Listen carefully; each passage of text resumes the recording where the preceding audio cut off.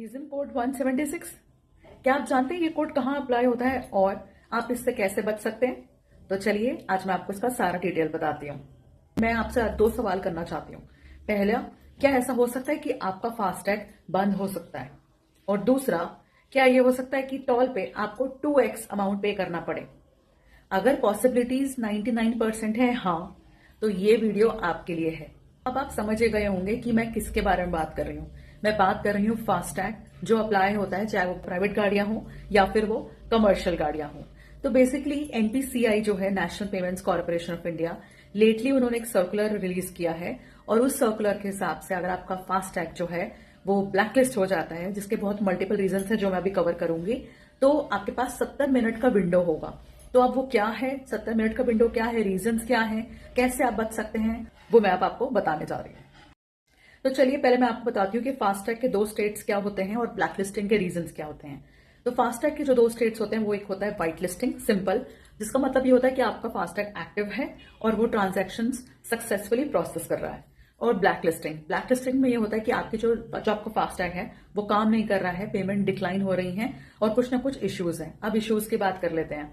या तो आपका जो फास्टैग है उसमें बैलेंस ही नहीं है, दूसरा आपका जो फास्टैग है या फिर उसकी केवाईसी अपडेटेड नहीं है, और जो तीसरा रीजन है वो ये है कि आरटीओ में जो आपके गाड़ी का चैसी नंबर है और जो रजिस्ट्रेशन नंबर है उनका मिसमैच होना। तो चलिए आप जानते हैं जो 70 मिनट रूल है वो क्या है। तो देखिए इसको भी एक सिचुएशन से समझते हैं।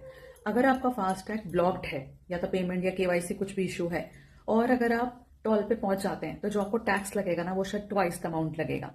दूसरा, अगर 60 मिनट के अंदर अंदर, मान लीजिए आप टोल पे पहुंचने वाले हैं और विद इन 60 मिनट्स में अगर आप रिचार्ज कर लेते हैं या फिर जो भी इश्यूज है उनको रिजॉल्व कर लेते हैं, तो जो आपका टैक्स है वो नॉर्मल टैक्स लगेगा, कुछ एक्स्ट्रा नहीं लगेगा।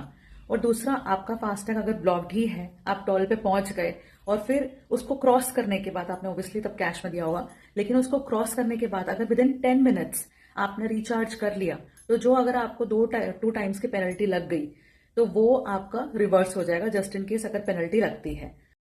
तो ऐसे आप बच सकते हैं twice the amount toll tax पे करने से।